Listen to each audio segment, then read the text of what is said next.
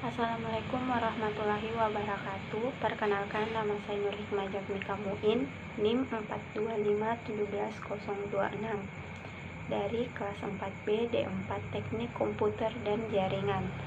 Pada kesempatan ini saya akan menjelaskan tentang etika profesi sebagai regu penolong.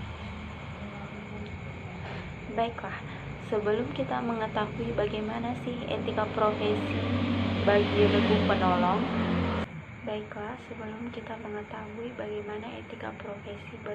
penolong, sebaiknya kita mengetahui apa definisi dari etika profesi itu.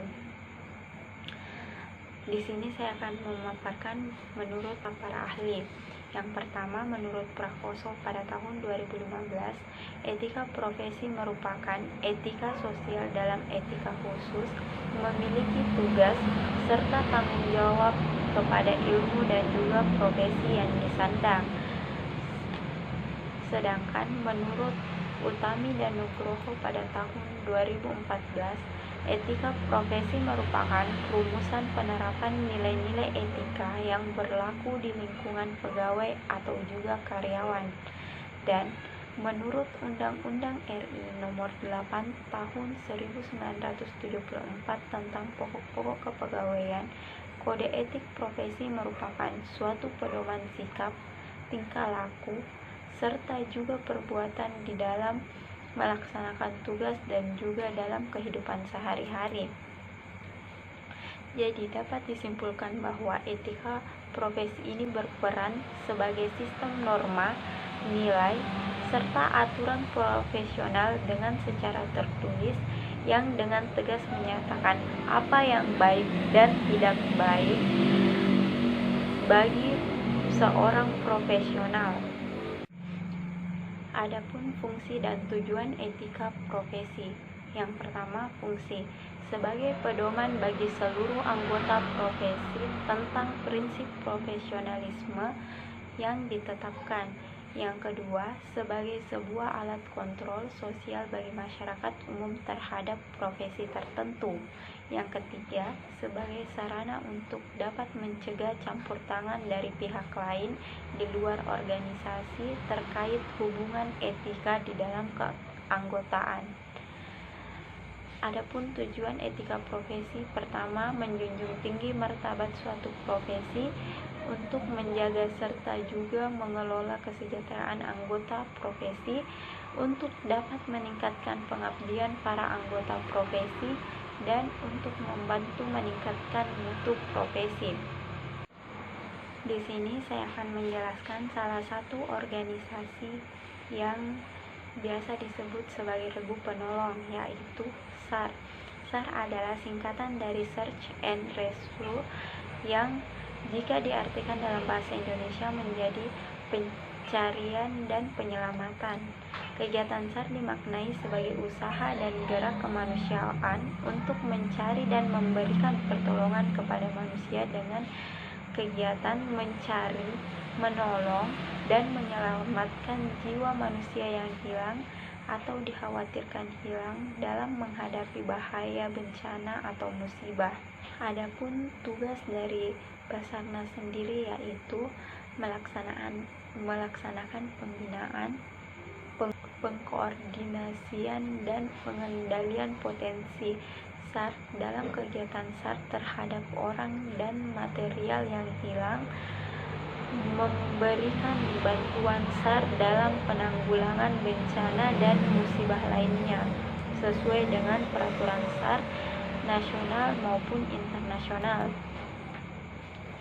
Adapun tugas Basarnas yaitu pertama, perumusan kebijakan teknis di bidang pembinaan potensi SAR dan pembinaan operasi SAR. Kedua, pelaksanaan program pembinaan potensi SAR dan operasi SAR, pelaksanakan tindak awal, pemberian bantuan SAR dalam bencana dan musibah lainnya, koordinasi dan pengendalian operasi SAR alas potensi SAR yang dimiliki oleh instansi dan organisasi lain, pelaksanaan hubungan dan kerjasama di bidang SAR baik di dalam maupun di luar negeri, evaluasi pelaksanaan pembinaan potensi SAR dan operasi SAR, pelaksanaan administrasi di lingkungan Badan SAR Nasional. Adapun kewajiban Basarnas dapat dilihat di atas, yaitu mengangkat harkat dan martabat pegawai Basarnas sesuai dengan kemampuan, menaati semua peraturan perundang-undangan, tanggap terbuka, jujur, dan akurat, serta tepat waktu dalam melaksanakan setiap kebijakan, menggunakan atau memanfaatkan sebuah sumber daya negara secara efektif dan efisien, tidak boleh memberikan kesaksian palsu, menghormati agama dan kepercayaan orang lain.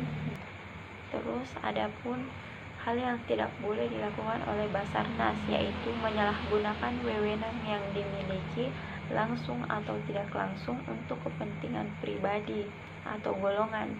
Yang kedua, meminta atau menerima pemberian dari siapapun dan dalam bentuk apapun yang bertentangan dengan peraturan perundang-undangan, kebijakan organisasi, dan sumpah pegawai negeri sipil. Ketiga, memanfaatkan data dan informasi dinas untuk kepentingan pribadi atau golongan, melakukan perbuatan tidak terpuji yang bertentangan dengan norma kesusilaan, melakukan tindakan yang dapat mencemarkan nama baik atau merusak citra dan martabat Basarnas, menghilangkan bukti atau barang dokumen milik negara.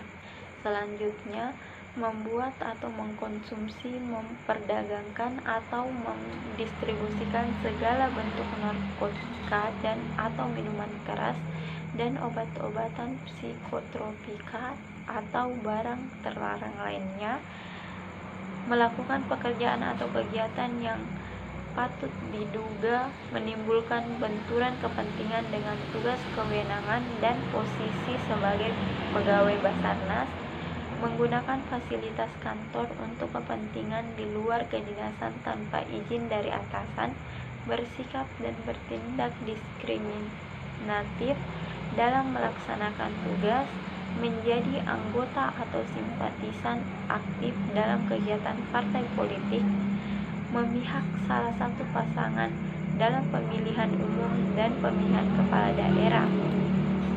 Baiklah, itulah sedikit penjelasan dari saya tentang etika sebagai regu penolong. Lebih dan kurangnya mohon dimaafkan. Wabillahi taufiq wal hidayah. Wassalamualaikum warahmatullahi wabarakatuh.